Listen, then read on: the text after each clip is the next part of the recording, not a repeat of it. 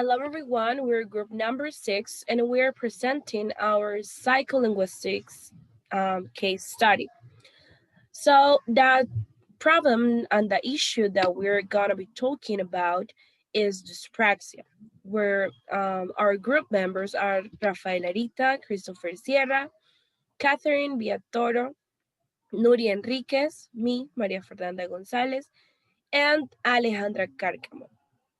So to start, my classmate Nuri is going to give you a little introduction about what dyspraxia is in order to start talking a little bit deeper about this.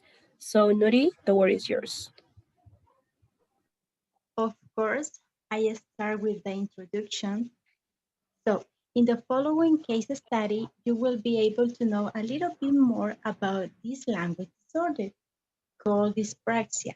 The usual stereotype of the student with dyspraxia is pictured as someone is clumsy and disorganized, right? This misconception may cause teachers to be concerned about the student's performance in an education environment, as some educators might not or find hard to interact with this kind of students that suffer this disorder. However, if it is understood that this practice students possess both strengths and weaknesses, and maybe some stereotypical myths may be dispelled and more effective support offering for them. It is important for educators to understand and support students with dyspraxia as educational environment can be particularly difficult for them. That's all.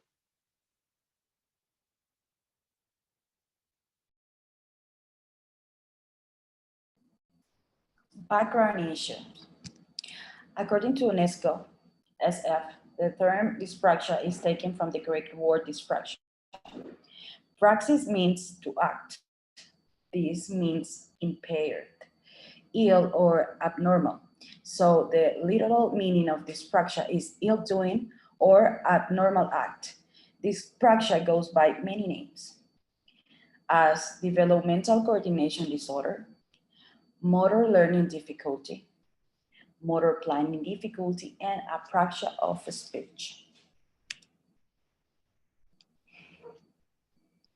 Experts say that about 10% of people have some degree of dyspraxia, while approximately 2% have it severely. 4 out of 5 children with evident dyspraxia tend to be boys. Dyspraxia often comes with language problems and sometimes a degree of difficulty with perceptions and thoughts. Dyspraxia can affect different kind of movements. It can broadly be categorized into the following 4 categories. The first one is ideomotor dyspraxia, also called verbal apraxia or apraxia of speech. Makes it difficult to coordinate muscles movements needed to pronounce words. The second one is ideation dyspraxia. Makes it more difficult to perform a sequence of movements like brushing teeth or making a bed. Otomotor dyspraxia makes it too hard to complete single-step motor tasks, such as combine hair and waving goodbye. And the last one is constructional dyspraxia. Makes it harder to understand spatial relationships. Children with this type of dyspraxia may have difficulty copying geometry, drawings, or using building blocks.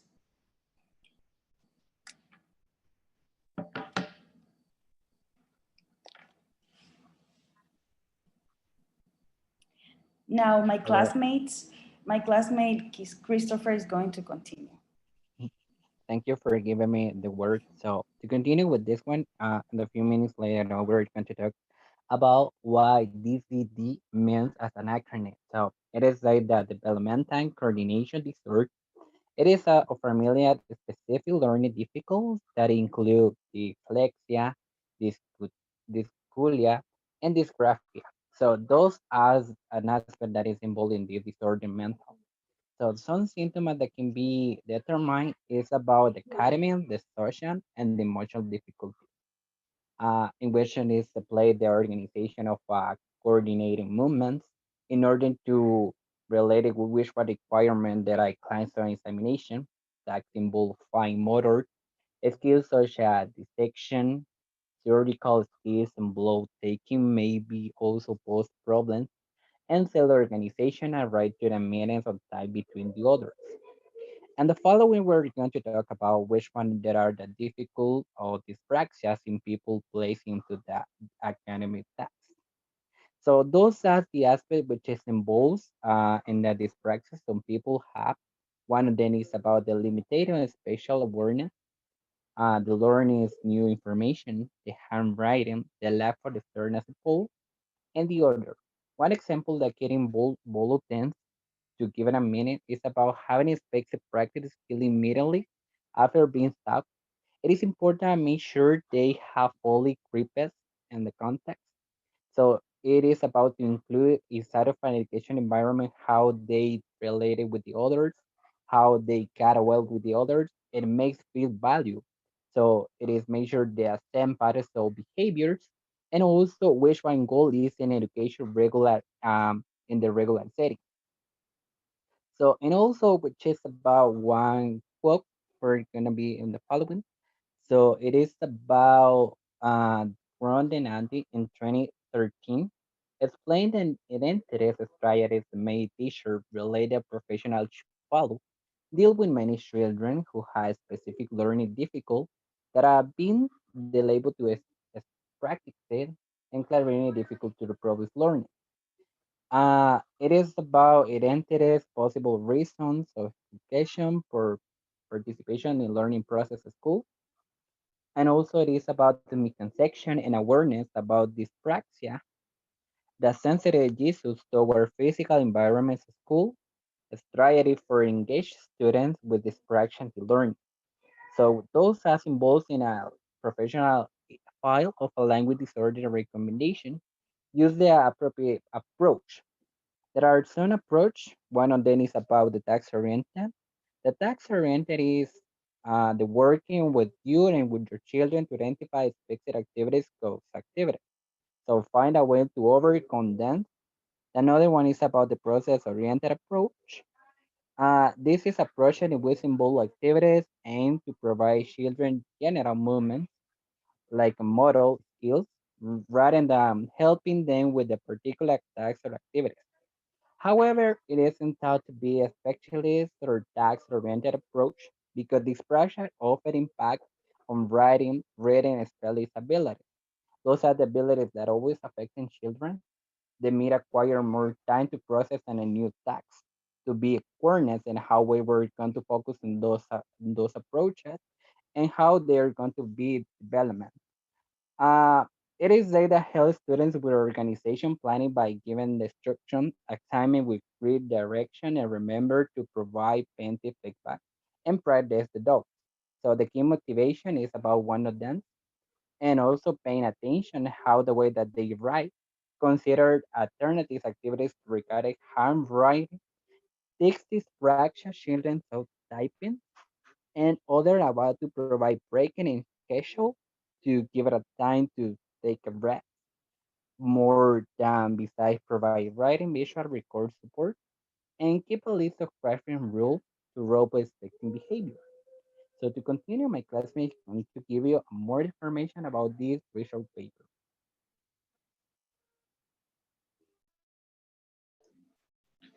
So now we're going to discuss what is the critical discussion for this study case.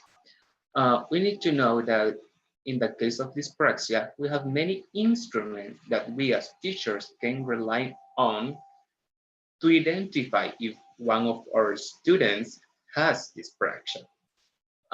But we have to keep in mind that dyspraxia is just a developmental coordination disorder. It does not affect intelligence. So all of these pamphlets are really useful with them. So we also need to know that on the internet, we can find many resources available. But the main problem is that most of them cost money, so they are not free. But they are really useful and have really a lot of uh, meaning. As on the next slide, we can see some example that we have a parent questionnaire, and that is exact. We use it to know how the parent has examined or checked his children. So this is only used by doctors, but as teachers, we can use it too. On the next, we have this. On the next, we have what is a pamphlet of the expression. This is useful when we can stick it all over our schools or classroom.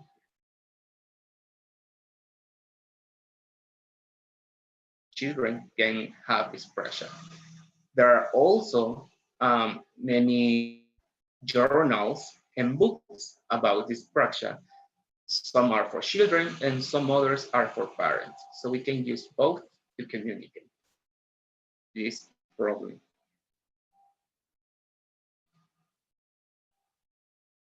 So now they're going to talk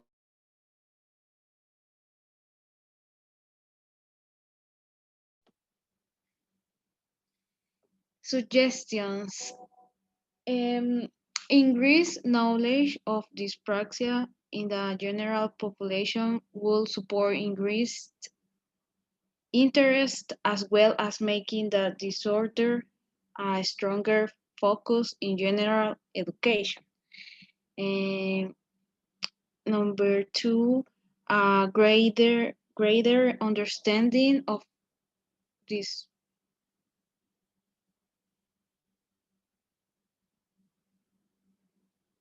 a greater understanding of dyspraxia in the general population will promote a stronger interest in and focus on the this disease in general education.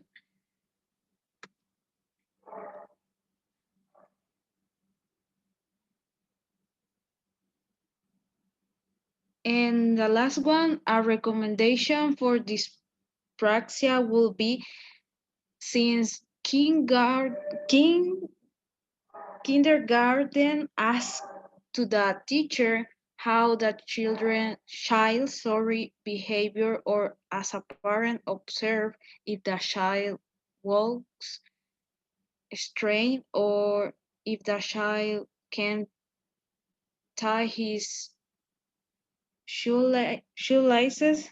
Simple things like those help to indicate if it is dyspraxia or part of the learning process.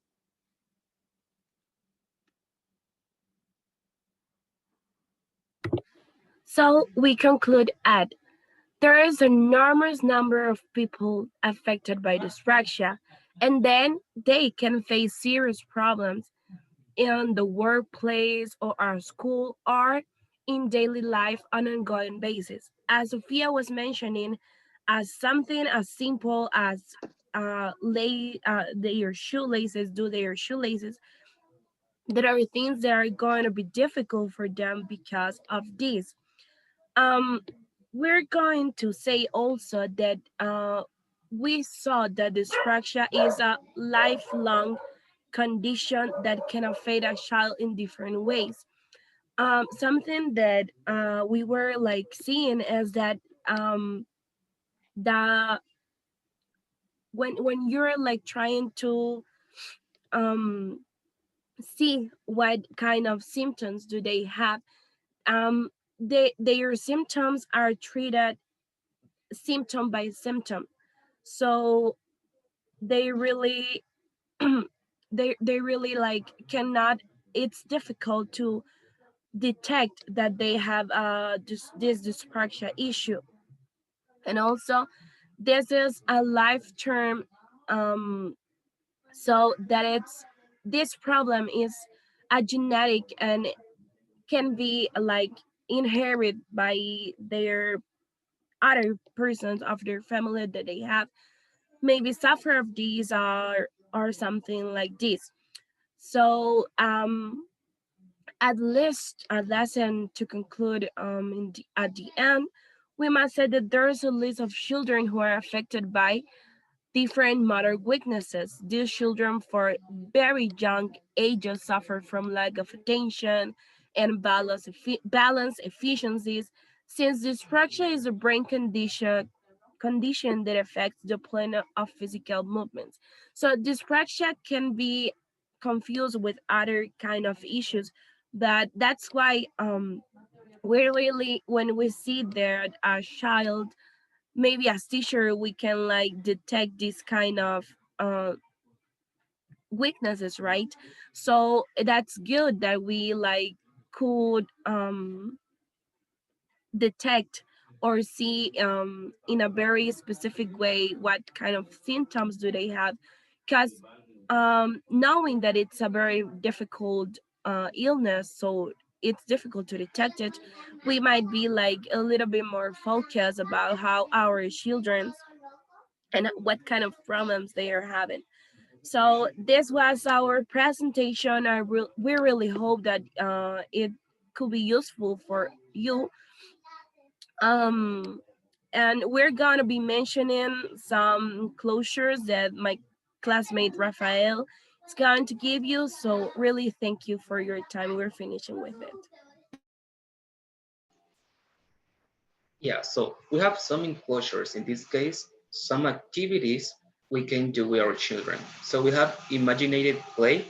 In this case, we can have them as an outdoor scenario in which they can dramatize whatever. As a second enclosure activity we have is dancing. As we know, dyspraxia is a motor disorder, so making a few movement of dance while dancing is really helpful. And the last one we have is a game.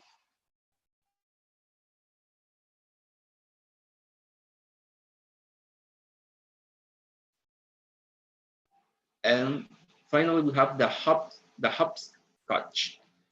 And this game is really easy and economical. You can use it, make it as colorful and creative as you want. So with this, we finish our presentation. Thank you very much.